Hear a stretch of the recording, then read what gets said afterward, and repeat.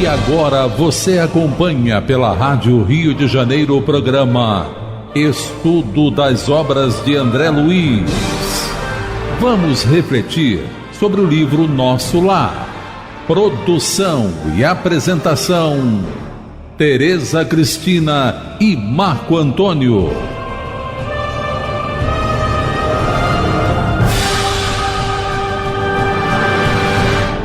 Olá, caros ouvintes da Rádio Rio de Janeiro.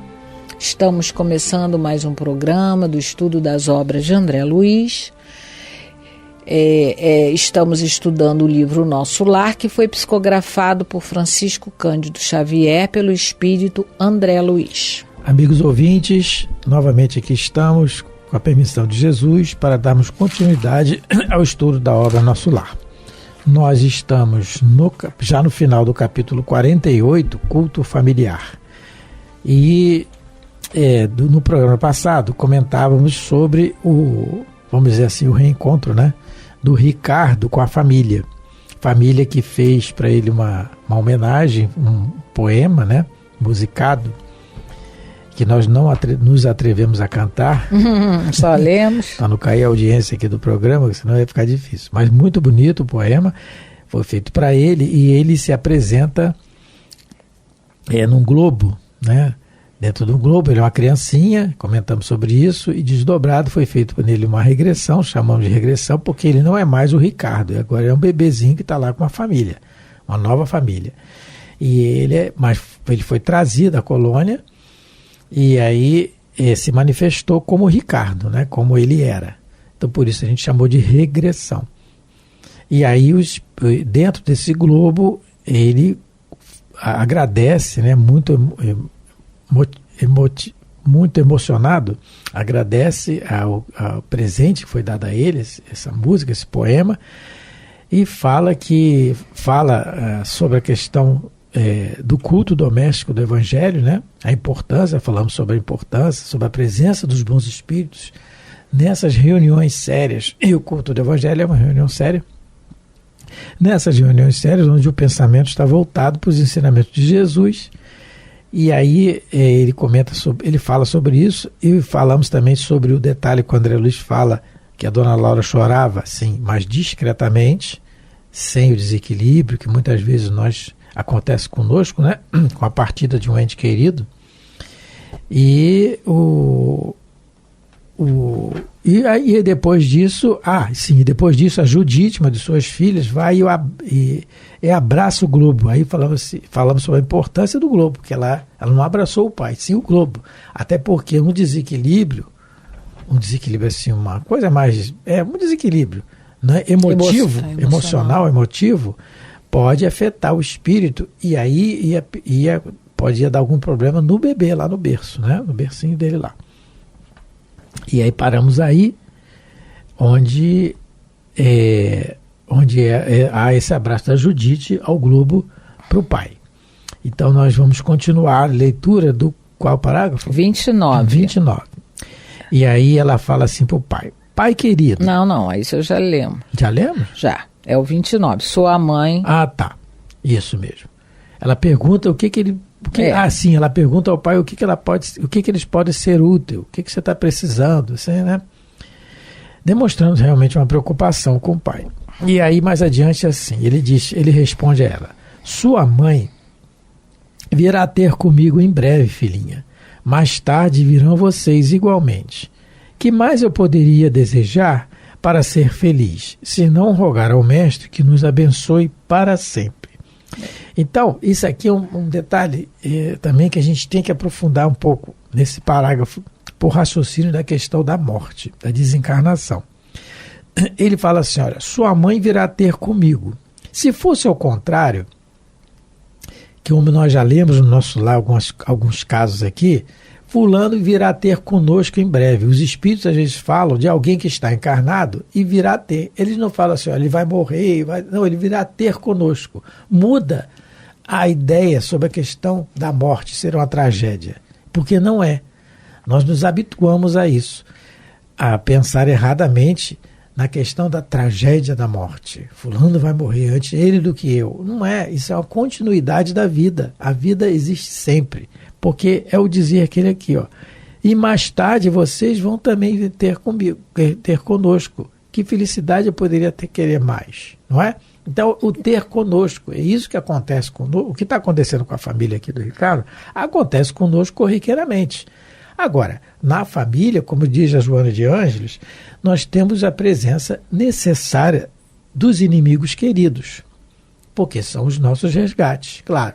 Mas na questão de morte, de tudo, a gente precisa mudar a nossa ideia de que a morte é uma tragédia. Quando alguém, claro, eu estou falando isso aqui, a gente está falando, é fácil falar, mas a gente tem que falar a ideia que o Espiritismo nos traz, uma renovação das ideias dos ensinos de Jesus para nós, para que quando aconteça conosco, a gente comece a agir como a gente raciocinou. Porque se um ente querido nosso desencarna, a gente tem que ter a consciência de que tem alguém esperando ele lá, também com saudade. Fulano vai ter conosco aqui, está em breve. Ele está vindo em breve, ele vai vir. Né? Então, muda a concepção da questão da morte, né? No caso dessa família, eles vão novamente se reunir na Terra, todos eles. Mas existem casos que isso pode não acontecer. A família espiritual, de repente, ela precisa se separar momentaneamente para resolver questões do passado, para novos aprendizados. Então, mas no caso aqui, em particular, eles vão reencarnar juntos novamente.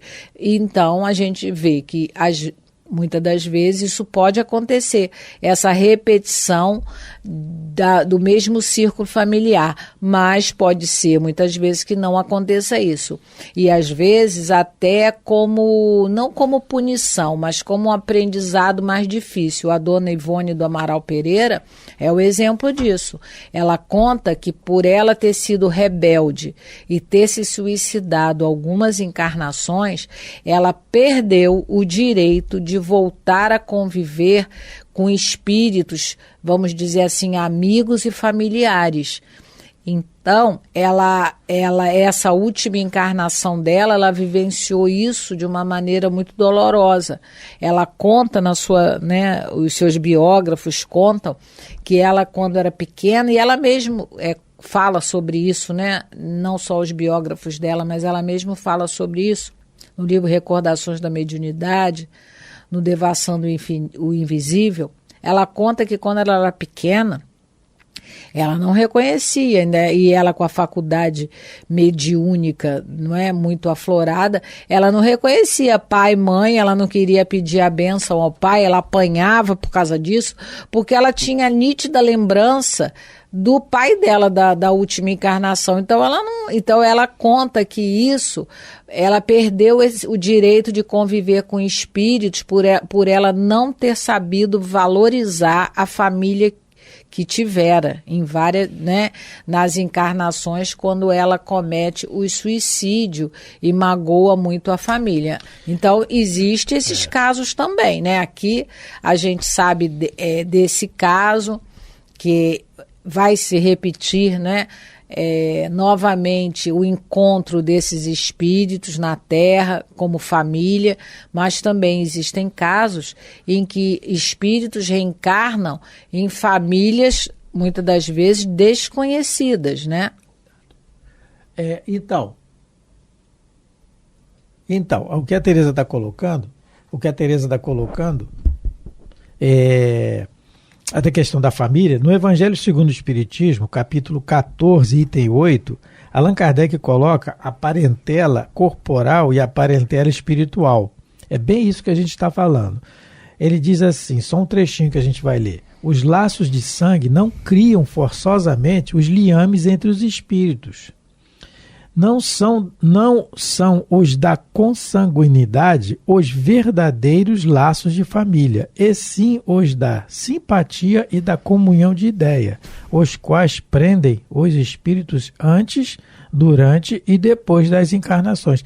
É exatamente o que a gente está lendo aqui no caso da família da Dona Laura, do Ricardo. Olha, então, mediante isso, Kardec fala, a gente raciocina assim, ó. Eles são a Dona Laura, o Ricardo, né? A Judite, a Tereza, a Yolanda, o Lízias, a Tereza e a Heloísa. Não, a Heloísa já não sei. Não sei. É mas os filhos. É a Judite, a Yolanda e o Lízias e a Tereza. E a Tereza, são 4. São 4. Então, esses 4 vão vir juntos com o Ricardo, só que o Ricardo ainda é um bebê. Até ele reencontrar a Dona Laura, para eles terem a questão do matrimônio e tal, o Ricardo já tem avós paternos e maternos, provavelmente pode ter irmãos, vai ter cunhados, entendeu? Então a família vai crescendo. E nessa parentela corporal que vai crescendo, tem aqueles desafetos que tem que vir, que é o que a gente fala, que a Joana fala dos inimigos queridos, tem a convivência. Os filhos, que são 4, né? São 4, deles 2, eles vão casar também. O Ricardo vão ter sogros, vão ter genros e noras. Então a coisa vai crescendo. E assim acontece com todos nós. E há necessidade disso. E por que a gente está colocando? Porque há necessidade da convivência, porque se a gente puder escolher, a gente vai querer sempre vir só naquele clã. Assim. Não é assim que funciona. Porque a humanidade é a nossa família real. A gente não sente isso ainda, mas a gente vai sentir, como Jesus o sente, não é? E então, a gente nos relacionamentos familiares, a gente está começando a treinar o amor daquele que Jesus nos ensinou a amar como irmãos. Então a gente, em cada encarnação, a gente vai ampliando, temos que ampliar esse nosso conceito e começar a entender que não é meu filho, meu marido, minha esposa. Ela está minha esposa, ele está meu filho, ele está meu marido. Não é? Ele está meu pai, está minha mãe. E cada encarnação a gente precisa dilatar esses conceitos para não sofrer.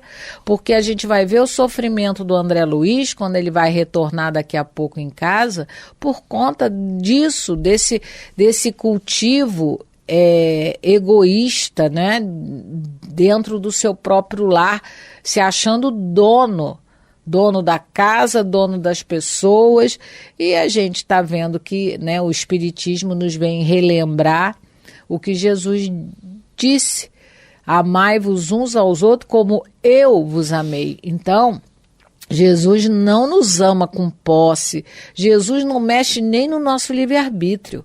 Então ele respeita, ele aguarda, ele é paciente, e então nós vamos precisar aprender, né, a desenvolver esse amor.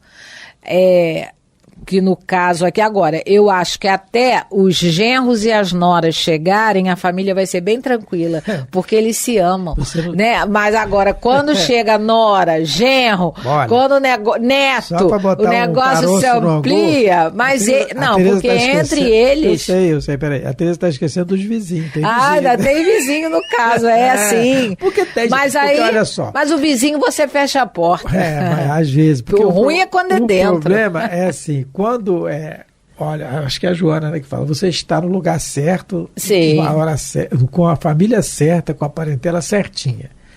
Então, às vezes realmente, eu conheço na minha família consanguínea, meus parentes, tem uma família que era assim, quando todo mundo, é exatamente isso, com toda a dificuldade financeira que eles todo mundo bem, né? Eu nunca vi aquilo ali, ninguém reclamar. Uma dificuldade, gente, ali o arroz na conta, o arroz de feijão na conta para todo mundo ali, não sobrava nada, tudo certinho, meu Deus, a pobreza, mas uma alegria constante. Quando começou a caçar, aí começa. Porque há necessidade. Lógico. São os reencontros, né? São às vezes pessoas que têm uma certa, vamos dizer assim, merecimento de estar um tempo nessa harmonia para depois virem os reencontros. Necessidade nossa. E não é que a gente é vítima de ninguém, não é não. É aprendizado para nós, não é? É assim. Então é muito interessante essa questão da família, Evangelho, repetindo, Evangelho segundo o Espiritismo, capítulo 14, item 8, a parentela corporal e a parentela espiritual. Então vamos lá. Vamos continuar mais um pouquinho, que eu já tenho 30, parágrafo 30. Todos chorávamos enternecidos. E aí, está acabando a visita. Quando o Globo começou a apresentar, De novo, os mesmos tons acinzentados, ouvi Ricardo exclamando quase a despedida. Então estava na hora dele ir embora. E durou pouco, né? Puxa vida, coitado. Meus filhos, filhos meus, alguma coisa tenho a pedir-lhes. Do fundo de minha alma. Olha o que ele vai pedir, gente, muito interessante. Roguem ao Senhor para que eu nunca disponha de facilidades na terra, a fim de que a luz da gratidão e do entendimento permaneça viva em meu espírito. Então, olha o que ele pediu, olha, roguem a Jesus para que eu nunca disponha de facilidade, não é felicidade, não é facilidades na terra. Então, que eu tenha sempre trabalho, esforço, suor do rosto no trabalho. É isso que ele está pedindo. Porque ele sabe, olha, por que ele está pedindo isso? Ele está pedindo, ele tá recém-reencarnado, ele é um bebê. Então, ele está na questão da promessa que ele já fez antes de encarnar. Se ele está pedindo para pedir a Jesus por ele assim, é porque ele, antes de encarnar, prometeu isso, que não ia procurar facilidades, não é? Então, ele está pedindo isso. O problema é que quando a dificuldade vem, a gente começa a reclamar. Aí é que está. Então, quando se pede isso, a gente tem que observar muito bem o que acontece com a gente, é um ensinamento para nós, que muitas vezes as dificuldades que acontecem conosco, nós pedimos. Nós, às vezes, até imploramos. Deixa eu passar por isso, porque agora eu vou conseguir. E chega aqui, a gente reclama. Então, o que a gente tem... Porque o que acontece aqui com os personagens dos livros, acontece com todos nós. Por isso é grande importância de a gente estudar a doutrina e focar também muito nesses exemplos que o André Luiz traz, porque ele traz a doutrina espírita nos casos de dia a dia. E tem, Tereza, só um trecho aqui de um dizer de de Jesus, no Evangelho de Lucas, capítulo 13, em que ele diz para a gente porfiar por entrar pela porta estreita, porque larga é a porta da perdição, da facilidade. E o Emmanuel comenta essa página, a porta estreita, no livro Ceifa de Luz, na psicografia de Chico Xavier também. Só um trechinho aqui para a gente ler, raciocinar no que o Ricardo está falando. Não te aconselhes com a facilidade humana para a solução dos problemas que te inquietam a alma. Realização pede trabalho, vitória exige luta. Muitos jornadeiam no mundo na larga avenida dos prazeres efêmeros e esbarram no cipó do tédio ou da intemperança, quando não sucumbem sob as farpas do crime. Aí ele pede assim, no final da página, ele pede assim, não desdenhes a provação e o trabalho, a abnegação e o suor. Em todas as circunstâncias, recorda sempre que a porta larga é a paixão desregrada do eu, e a porta estreita é sempre o amor intraduzível e incomensurável de Deus. Então ele está dizendo isso, a porta estreita é sempre o amor intraduzível, porque é nela que a gente vai fazer o esforço de autoburilamento, não é? É isso que o Ricardo está pedindo. No livro Libertação, no capítulo 19, tem um encontro da Matilde, que é um espírito muito elevado, com uma filha espiritual dela. E essa filha, nessa encarnação, ela foi obsediada, ela teve problemas, né, muito sérios. E a Matilde vai conversar com ela em desdobramento e vai pedir a ela a mesma coisa que o Ricardo está pedindo aqui, que os filhos orem a Jesus para que ele não tenha muita facilidade para não amolentar, vamos dizer assim, o caráter. Então, no final do capítulo 19, a Matilde fala assim para Margarida, livro Libertação, capítulo 19. Realmente, Margarida, o meu retorno ser-te-á um sacrifício doloroso ao corpo frágil e delicado. Todavia, ajuda-me na sementeira renovada para que eu te seja útil na colheita infalível. Não me recebas nos braços por boneca mimosa e impassível. Adornos externos nunca trazem felicidade legítima ao coração. e sim o caráter edificado e cristalino, base segura de que se expande a boa consciência. A estufa pode alimentar as flores mais lindas da terra, mas não produz os melhores frutos. Então, e ela vai discorrer ainda mais sobre esse assunto, que ela quer fixar na memória espiritual da Margarida, que está desdobrada pelo sono, fixar essas ideias, mostrando para a gente que os mimos em excesso, né? Porque lógico que você pode fazer um carinho aqui, um mimo ali, mas isso numa constante faz com que o caráter das crianças fiquem meio amolentados, né? Hoje em dia a gente tem muita brincadeira na internet, mãe raiz e mãe Nutella, né? O pessoal brinca com isso. Mas muitas das vezes os pais modernos, eles estão muito mais preocupados, como a Matilde diz aqui, em adornar externamente do que adornar o caráter com bons exemplos.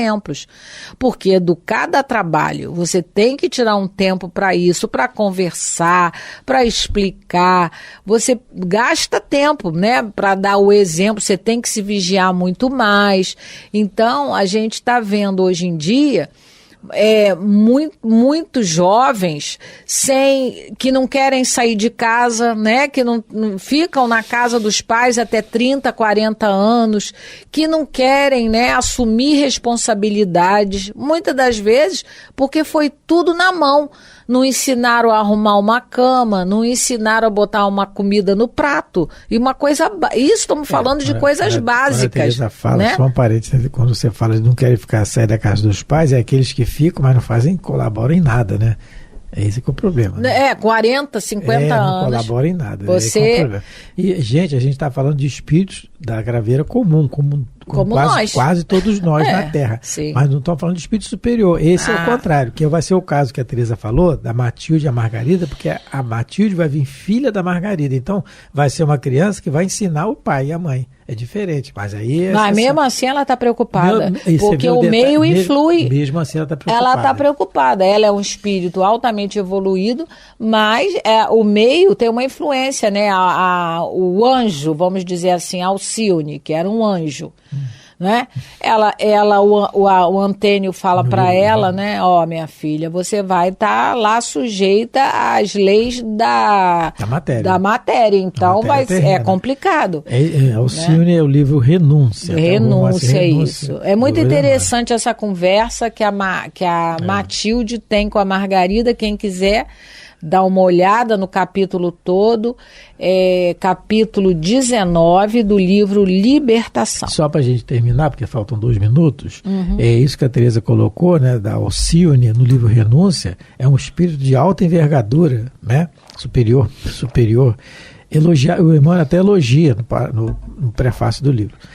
E o Antênio, que é o guia espiritual, o instrutor dela lá, onde ela mora, que ela estuda música na constelação de Sírios, fala para ela, você está preparada para... Ele faz uma advertência, e ela diz que está e vem, e vence, né? Então, é um espírito assim. Se ela é assim e está sendo advertida, vamos dizer assim, admoestada, advertida, imagina que o Ricardo não é um espírito superior. Não. Então, quer dizer, ele está estudando e tal, é um espírito falível. Mas é o esforço, mas ele se esforçou muito. O que provavelmente o André Luiz prometeu antes também, de encarnar. E quase todos nós. Então, aqui é uma lição para nós. E nesse livro Renúncia, tem lá o Pollux, que ele está lá nas zonas de umbral, mas o dizer dele, o discurso dele sobre a vida é tudo certinho, mas ele está nas zonas de umbral. Ele tem consciência do que é errado e certo. Mas aí entra a questão do livre-arbítrio, que aí a gente tem que educar muito. Bom, estamos terminando mais um programa. Hoje nós lemos, né, o capítulo... Hoje nós lemos já o final do capítulo 48 do livro Nosso Lar. Então, até a próxima oportunidade. Fiquem com Deus. Muita paz. Até o próximo programa. A Rádio Rio de Janeiro apresentou o programa Estudo das Obras de André Luiz. Produção e apresentação: Tereza Cristina e Marco Antônio.